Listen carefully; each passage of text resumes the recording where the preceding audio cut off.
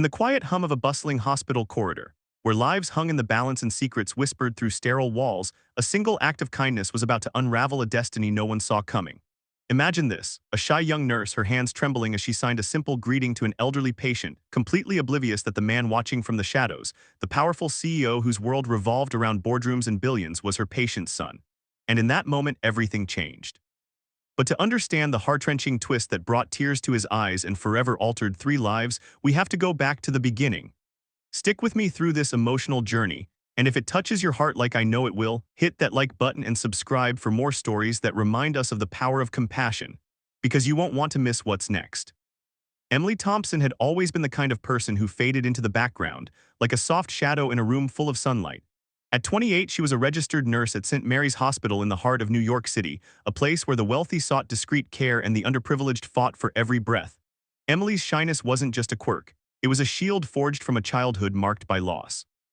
Growing up in a small town in upstate New York, she had watched her younger brother, Tommy, struggle with progressive hearing loss after a childhood illness. Tommy's world had shrunk as sounds faded away, and Emily, only 10 at the time, had vowed to bridge that gap.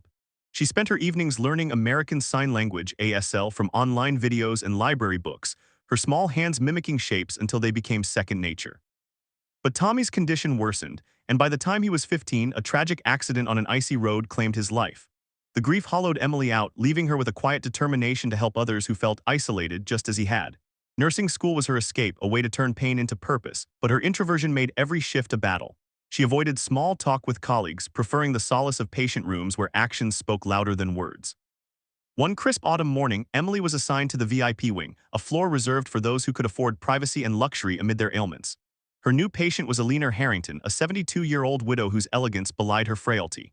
Eleanor had been admitted for complications from a recent stroke, but her chart noted something crucial: profound deafness since birth. She communicated primarily through ASL, though her family had provided a notepad for backups. Emily's heart skipped a beat as she read the details. This was why she had learned the language, to make a difference in moments like this. As she entered the room, pushing a cart of medications, she found Eleanor sitting by the window, her silver hair catching the light, staring out at the city skyline with a distant expression. The older woman's hands rested limply in her lap, as if the world had grown too heavy to engage with. Emily took a deep breath, her pulse racing. She wasn't one for grand gestures, but something compelled her forward. Stepping into Eleanor's line of sight, she raised her hands and signed slowly, deliberately. "Hello, Mrs. Harrington, my name is Emily. I'm your nurse today. How are you feeling?" The words flowed through her fingers like a gentle stream, each sign precise and warm. Eleanor's eyes widened, a spark igniting in their depths. For the first time in days, a genuine smile broke across her face. She signed back eagerly. "You sign? Oh, thank goodness, I've been so lonely here. Everyone just writes or talks loudly as if that helps." Her hands moved with the grace of someone who had relied on them her entire life, and Emily felt an instant connection. They spent the next hour in a silent conversation that felt louder than any spoken word. Eleanor shared stories of her youth, growing up in a time when deafness was seen as a barrier rather than a difference. She spoke of her late husband, a hardworking businessman who had built a modest empire, and her son Alexander, who had taken it to unimaginable heights. "He's so busy," Eleanor signed, her expression tinged with sadness. "CEO of Harrington Enterprises, millions at his fingertips, but he barely visits. I understand life pulls us apart." Emily nodded empathetically, her own losses mirroring Eleanor's isolation. "Family is everything," she signed back, "even when it's hard." As she adjusted Eleanor's IV and checked her vitals, she didn't notice the discreet camera in the corner of the room, a high-tech security feature installed at Alexander's insistence for his mother's safety. Unbeknownst to her, Alexander Harrington was watching from his penthouse office across town, his sharp eyes fixed on the live feed. Alexander was the epitome of success. 35, impeccably dressed in tailored suits, with a net worth that turned heads in Forbes lists. Harrington Enterprises dominated the tech world, specializing in innovative communication devices, ironic given his mother's condition. But beneath the polished exterior lay a man haunted by guilt.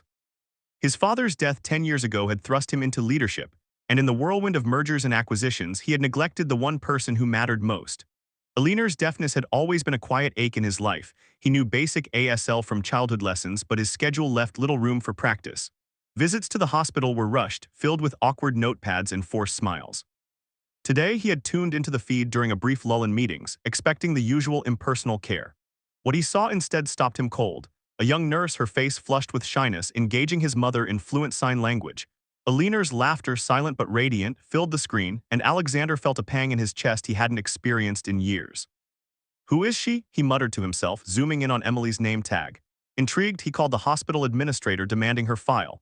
What he discovered only deepened the mystery. Emily Thompson, top of her nursing class but with a history of avoiding promotions due to her reserved nature. She volunteered at deaf community centers on weekends, teaching ASL to families in need. Alexander leaned back in his leather chair, the city sprawling below him like a conquered kingdom. For the first time in ages, he felt something beyond ambition, a pull toward genuine human connection. Over the next few days, Emily's shifts with Eleanor became the highlight of her routine. They bonded over shared interests. Eleanor loved classic literature, signing vivid descriptions of Jane Austen's worlds, while Emily shared recipes from her grandmother's cookbook, promising to bring homemade soup on her next day off. But challenges arose. Eleanor's health fluctuated. One night, her blood pressure spiked, and Emily stayed late, holding her hand and signing reassurances as doctors rushed in. "You're not alone," Emily signed, her voice steady despite the fear in her eyes. "I'm here." Eleanor squeezed her hand, tears glistening. "You're like the daughter I never had." Unaware of the watchful eyes, Emily confided in Eleanor about her own struggles. "I learned sign language from my brother," she signed one afternoon, her movements hesitant. "He passed away young. It broke me, but it also made me who I am. I just wish I could be braver, speak up more at work." Eleanor listened intently, then signed back with wisdom earned from decades. "Bravery isn't loud, dear. It's in the quiet acts like what you do every day. Don't underestimate that." Meanwhile, Alexander's world began to shift. He found himself checking the camera feed obsessively, drawn to Emily's quiet strength. Her shyness reminded him of his younger self before success armored him against vulnerability. One evening, after a grueling board meeting where he had to lay off employees to cut costs, a decision that weighed heavily on him, he drove to the hospital unannounced. Peering through the door, he saw Emily reading to his mother from a book, interspersing signs with animated expressions. His heart swelled. Stepping in, he cleared his throat, but Emily, focused on Eleanor, didn't notice at first. "Mom," Alexander signed awkwardly, his hands rusty but earnest. Eleanor beamed, introducing them. "This is my son Alex, and this is Emily, my angel." Emily turned, her cheeks flushing crimson as she realized who he was. "The CEO, here," she stammered a hello, but Alexander smiled warmly. "I've seen what you've done for her," he said, his voice soft. "Thank you." What followed was a whirlwind of emotions. Alexander began visiting more frequently, using the time to relearn ASL with Emily's unwitting guidance. He watched her interact with other patients, her empathy shining through her reserve. But challenges mounted. Emily's supervisor, noticing her extended hours, warned her about burnout. "You're too involved, Thompson. Keep it professional." Emily nodded, but her heart rebelled. Then Eleanor's condition worsened. A secondary infection set in, and for 2 agonizing nights she hovered on the edge. Emily refused to leave her side, signing stories to keep her spirits up, even as exhaustion blurred her vision. Alexander, pacing the waiting room, confronted his own demons. "I've been so blind," he confessed to a colleague over the phone, "chasing money while she slips away." In a moment of raw vulnerability, he entered the room and signed to his mother, "I'm sorry for not being there."